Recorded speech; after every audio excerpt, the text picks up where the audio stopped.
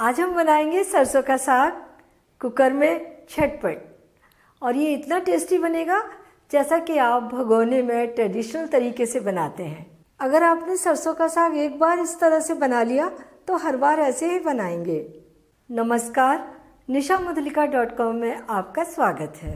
तो बनाना शुरू करते हैं।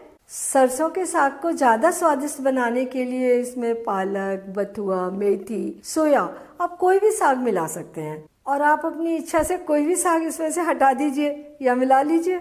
इन सभी साग को हमने अच्छे तरीके से धोया, कपड़े पर डालकर सुखा लिया है। वैसे तो हम सभी आजकल कोरोना के बाद से सब्जियां बाजार से लाते हैं, सबसे पहले धोते ही हैं। तो ये लिया है हमने आधा किलो सरसों का साग। इसकी पत्तियां देखिए कितनी चौड़ी चौड़ी होती हैं। और ये 250 ग्राम पालक, और ये बथुआ ये 125 ग्राम लिया है। ये मेथी लगभग 100 ग्राम। सबसे पहले सरसों का साग साफ कर लेते हैं। ज़्यादा कुछ नहीं करना, बस जो हमें मोटी डंडी दिखेगी ना उसे हटा देना है। पतली डंडियाँ इसी के साथ रहेंगी क्योंकि वो नरम है, उनमें कोई दिक्कत नहीं आएगी। ये सरसों के पत्ते साफ हो गए, अब इन्हें काटते हैं। बंच बना लिया और पहले इनको बीच से आधा कर लिया। दोनों को इस तरीके से लगा लिया कि इनकी कटी हुई एक जैसी साइड सामने आ गई। और अब बस बारीक बारीक काट लीजिए। ऐसा बिल्कुल मत कीजिए कि पहले आप सब्जी को काट रहे हैं और फिर धो रहे हैं, या बाजार से कटवा के ले आए और फिर उसे धो रहे हैं। काट कर सब्जियों को धोने से हरी पत्तियों के सारे मिनरल्स बह जाते हैं, यानी जो फायदा हमें मिलना चाहिए इन सब्जियों से वो नहीं मिलेगा। बाकी के साग की भी मोटी मोटी डंडियां हटा दी और बारीक बारीक काट लिया। ये चारों कटे हुए साग, इसमें डालने के लिए 1.5 इंच अदरक का टुकड़ा और 4 हरी मिर्च। अदरक और हरी मिर्च को बड़ा बड़ा काट लीजिए ताकि ये मिक्सर में आसानी से पिस जाएंगे। इस तरह से काट कर मोटा पेस्ट बनाने में बहुत कम समय लगता है। अदरक को ग्रेट करें या हरी मिर्च को बारीक काटें, उसमें ज़्यादा टाइम लग जाता है। ये हो गया दरदरा पेस्ट तैयार। अब नेक्स्ट स्टेप, इस साग को बनाएंगे हम कुकर में। तो कटे हुए सरसों के पत्ते कुकर के अंदर, पालक, बथुआ, मेथी, ये सारी सब्जियां कुकर में आ गई। थोड़ी सी ज़्यादा लग रही हैं इस समय, लेकिन बाद में जब ये कुक हो जाएंगी तो काफ़ी कम रह जाएंगी। इस पेस्ट में से 2 चम्मच पेस्ट अभी हम डाल देते हैं, थोड़ा सा बचा लिया है। 1 छोटी चम्मच नमक, इस साग में बहुत ज़्यादा मसाले नहीं डलते। हरी मिर्च, अदरक और नमक। इसकी बाइंडिंग के लिए 3 बड़े चम्मच मक्के का आटा ले लीजिए। थोड़ा सा पानी डाल के अच्छा स्मूथ घोल बनाएंगे, गुठलियाँ बिल्कुल नहीं रहें। ये देखिए आटा पूरा घुल गया।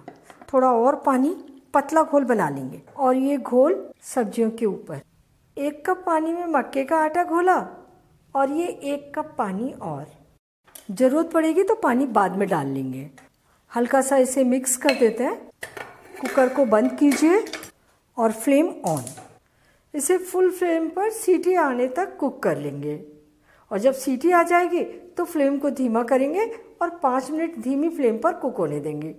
इसके बाद फ्लेम बंद और कुकर को ठंडा होने देंगे। कुकर ठंडा होने के बाद इसे खोल लेते हैं और साग ये अच्छे तरीके से कुक हो गया है। इसे मैश कर लीजिए, चमचा या मैसर या मथानी, किसी से भी। मैं चमचे से ही कर लेती हूँ। इसे बड़े आराम से मैश हो रहा है क्योंकि हमने साग को बहुत बारीक काटा था।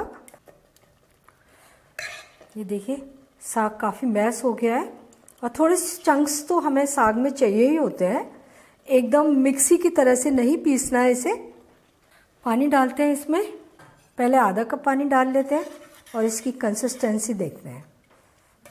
आपको जैसा साग पसंद हो उसके हिसाब से आप यहाँ पानी डाल लीजिए। मैं इसमें थोड़ा सा पानी और डाल रही हूँ क्योंकि ठंडा होने के बाद ये साग और गाढ़ा होता है। ये कंसिस्टेंसी है। थोड़ा सा उबाल आने तक इसमें कुक करते हैं 2-3 मिनट। इसे मैंने मैश करते हुए 3-4 मिनट कुक कर लिया है। ये साग की कंसिस्टेंसी। तो अब साग कुक तो हो गया, ये अभी बहुत गर्म है तो थोड़ा सा पतला लग रहा है आपको। ये बहुत गाढ़ा हो जाता है ठंडा होकर। अब इसके लिए तड़का तैयार करते हैं। 2 बड़े चम्मच घी, आप ऑयल भी ले सकते हैं। इस साग में हल्दी, लाल मिर्च, धनिया या गरम मसाला ये सब नहीं डाले जाते। ये हरी मिर्च और अदरक के साथ ही बहुत अच्छा बनता है।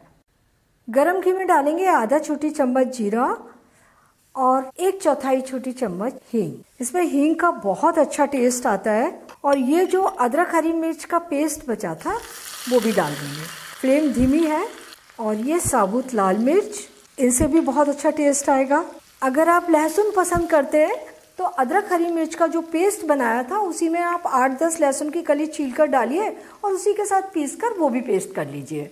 और ये टमाटर जो हमने काटा था इसे भी इस तड़के में डालकर कुक कर लेते हैं। ट्रेडिशनली टमाटर नहीं डाला जाता सरसों के साग में, क्योंकि टमाटर का टेस्ट बड़ा अच्छा लगता है। 1 टमाटर आप डालेंगे, आपको पसंद आएगा। और आधा छोटी चम्मच नमक, क्योंकि पहले हमने 1 ही चम्मच नमक डाला है।